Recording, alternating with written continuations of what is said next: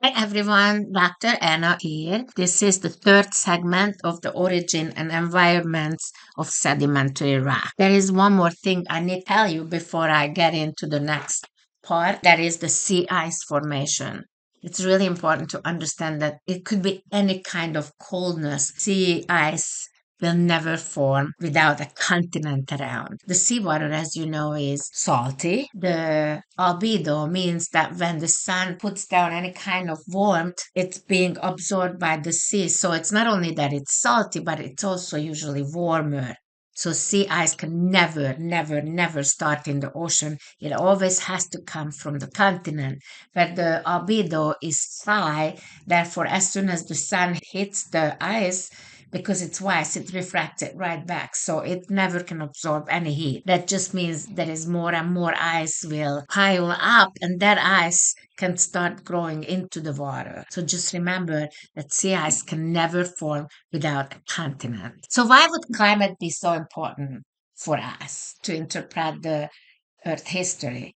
Just think about plants are very sensitive of environmental changes. Like when it's too warm, then plants which like cold climate will not be able to live in too warm. So they die out and they migrate northward where it's colder. Same with the plants and the animals. You know how the birds are moving, migrating from place to place, even just to have eggs and babies. And it's the same with the plants and everything. So therefore, the plants and animals are going to give us amazing specifics about the different environments. So it's really, really, really important for us. For example, the reptiles, they are cold-blooded animals, and if it was always cold, then they would never have babies. So therefore, they couldn't reproduce and couldn't survive. So therefore, when you see reptile fossil, you know that the climate was pretty warm for them to be able to be around. Okay, now we're going to jump in to the marine realm. Ocean basins are the area for most of the sedimentation throughout the Earth history. The continent, you know, it's out exposed, so it's rather erosion than sedimentation. So therefore, most of the sediment preserved in the ocean. The depth of the sea is between 0 and 10 kilometer, and most of the seafloor lies between 3 to 6 kilometer below the sea level. So this here is the continental shelf. Remember, we talked about it at the beginning of this segment, where I talked about the hypsometric representation of the Earth. Here is the continental slope, the rise. This is the abyssal plain, and this is the trench area, okay? So remember, shelf, slope, rise, abyssal plain, and the trench. So the environments in marine realm, you got the continental shelf, the barrier islands, continental slope, rise, abyssal plain, and the trench, just like I showed you now. So we're going to talk about each of these. Continental shelf is the first one. Continental shelf is the submarine extension of a continent. The edge of the shelf is called shelf break. So here is the continental shelf itself, and this here is the shelf break. All the way to the shelf break, we have continental crust. So this is all continental crust. I just say cont crust, okay? So the shelf break shows you the edge of the continental crust. From that is going to be oceanic crust. This map shows you the continental shelf. So all this light blue area basically is continental shelf, okay? So in these areas, the water depth is not more than 60 meter, and it could be as wide as like 15, 20 miles. Like up here, look how wide it is. But then down here around Florida, it's pretty narrow. So this will influence a lot of things about the oceans. This here, this map here shows you the continental shelves of the world. All the yellow areas are continental shelves. So you can see that there is a lot of places where it's really, really wide, especially up north. It's interesting. But down here as well. So this just shows you all the areas of the continental shelf. So I just say this much about the sediment on the continental shelves here, that the climate is extremely influences it. It plays crucial role in determining the sediment type. We have carbonate domination in the tropical areas. Siliciclastic. Siliciclastic means it's quartz dominated. So mostly siliciclastic minerals That is characteristic in the temperate regions. And up high latitudes, we're going to have glacial deposits. And we will talk about them all, okay? The next one is the barrier island. Along the sea margin, barrier islands are frequent and they form by the longshore current and the wind, of course. Behind the barrier islands, usually we have lagoons, bays, or marshes. Okay, so you can see the barrier island itself, and then the marsh behind it, and then the lagoons in front. And that's the ocean right here. Remember, you guys go to barrier islands all the time when you go to Myrtle Beach and other places in North Carolina or South Carolina, probably in Georgia. You are going to be on barrier island, which remember formed by the longshore current, which we learned about in physical geology. Okay, I have a movie here about this. Barrier islands are narrow stretches of sand deposited parallel to the shoreline and are super important ecosystems. They not only provide habitat for many species of wildlife, such as birds and turtles, but also protect the mainland where lots of people live and work. Typically, barrier islands have a lagoon of water between them and the mainland, then a marsh or wetland environment, then sandy dunes and a beach face that leads out to the open ocean. Have you ever been to St. Pete Beach, Treasure Island, Madeira Beach, or Honeymoon Island? They're all barrier islands. Barrier islands may look the same each time you visit, but they are constantly shifting in shape and size. They can grow and shrink as ocean currents and storms add and take away sand. Figuring out how these islands change and what makes them change is a lot like solving a mystery.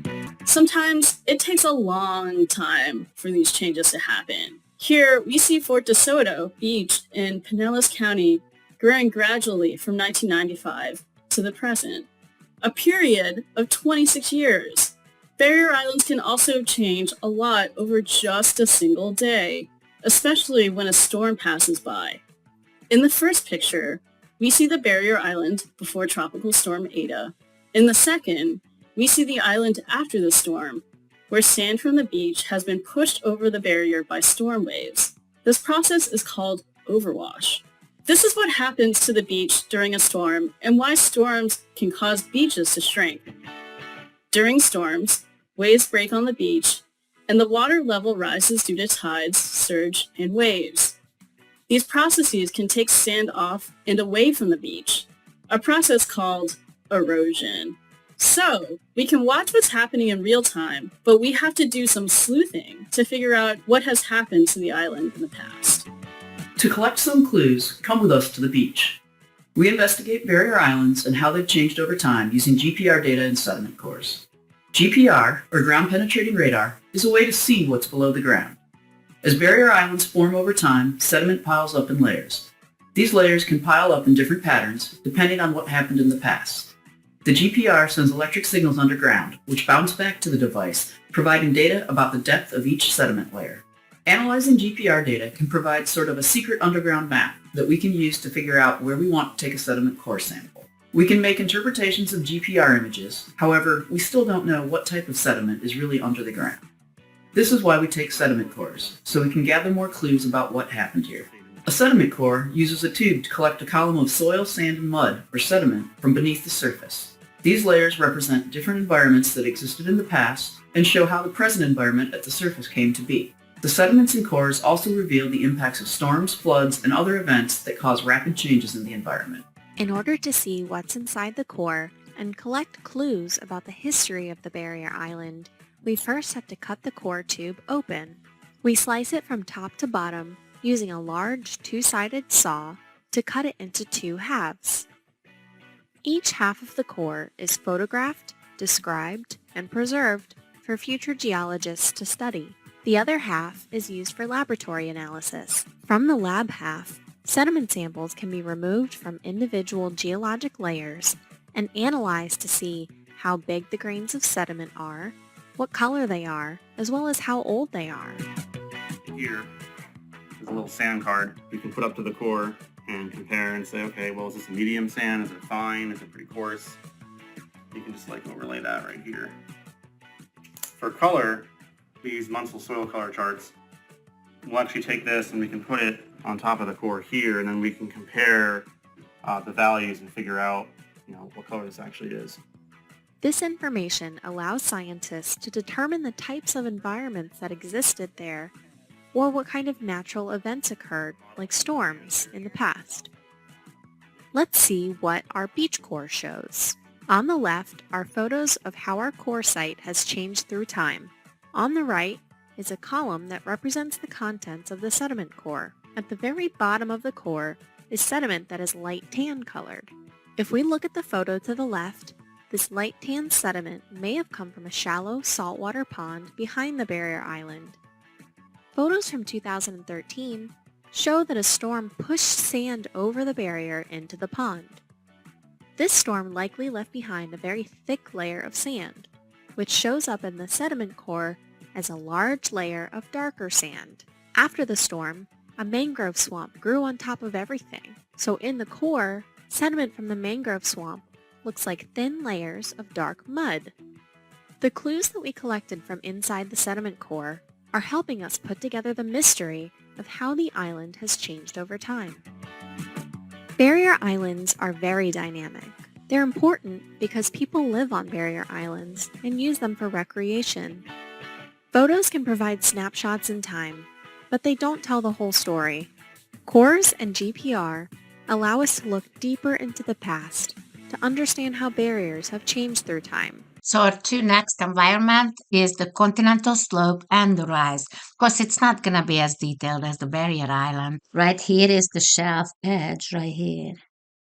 And as when storms hit, the sediment comes really quickly from the continental shelf into the deep, making these canyons, the submarine canyons, where the sediment comes down to the abyssal plain. So here is the continental slope, the rise, and the abyssal plain then. So that's about slope and the rise just here when I show you the environments. And you can see the continental crust here. See here it's continental crust, and remember this is oceanic crust. Now I want to point out the vertical layers of the ocean. So the first thing I would love you to know is the photic zone. The photic zone is the upper layer of the ocean where the light still can penetrate. That's where we're swimming in areas where you can see. So that is definitely inside the photic zone. There are a lot of sea animal and plants for which the photic zone is the only place to live. For example, corals. Corals live in symbiosis with algae. Algae photosynthesize, so they have to be in the photic zone, which is really good for geologists because when you see coral fossils, you know that those rocks formed inside the photic zone. The depth of this zone is about 1 to 200 meters. Now I have a really nice little figure which you already have seen where I can show these vertical layers. So the first one is the photic zone. They call it the sunlight zone right here. It's about 200 meters. Below that, the mesopelagic zone, and that is the twilight zone. So there is some low light, but it's not too much. And then you have the bathypelagic. You don't have to know this. I mean, if you just know the photic zone, you're good to go. But that pelagic, the bathypelagic zone is is on the continental rise, as you can see, and this is where the Titanic sits. It's 3,800 meters. And then we have the abyssopelagic zone, which is really like getting down into the trenches. And so, as I said, you don't really have to know this. So don't worry about memorizing all these words. You just need to know the photic zone. Okay, so let's talk a little bit about the marine life. The hardest condition for life is near the land, exactly at the beaches. If you think about that, the climate, the chemical and temperature conditions are frequently changing. We have sometimes big rains, which actually make the salt content less. We have no rain sometimes, which makes the salt content higher. And you know that they need the exact salt content. Most marine life needs like a stable salt content. Usually in the shore zone is very high energy, which makes the diversity is extremely low. When you walk on the beach, you never find really pretty clams and snails because they are in the deeper water where it's more stable. So at the edge, close to the beach, you're just gonna get those ugliest things like the big fat clams, big fat snails, because they have to be able to survive hurricanes and really big storms, so they cannot spend time on being pretty. Just think about like the girls.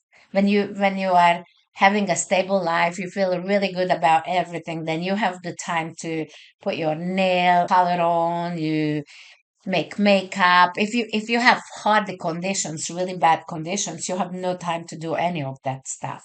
So this is the same about diversity and the condition. So a couple of words about the marine life habitats. The organisms which are floating on top of the water is what we call plankton.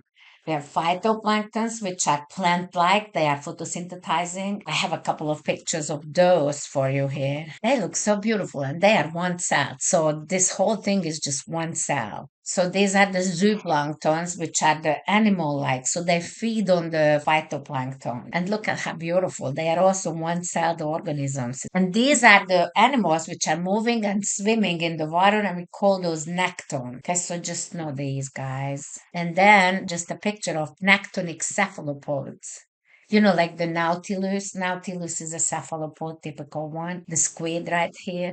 And remember, the plankton and nekton together is called pelagic life, so you should know that. And this just shows you the photic zone again.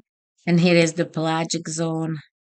And this will be the benthic zone we're going to talk about in just 1 second. So here is the benthos. The benthos is the fauna and flora which are living attached to the seafloor. So corals are definitely like that. And the seafloor itself is the bottom of the ocean, so is the substrata. Okay, so the distribution of marine life depends on, of course, you know this already, the temperature of the seawater, the salinity of the seawater, and energy level of the seawater. We are continuing this in this fourth segment, so I will see you there.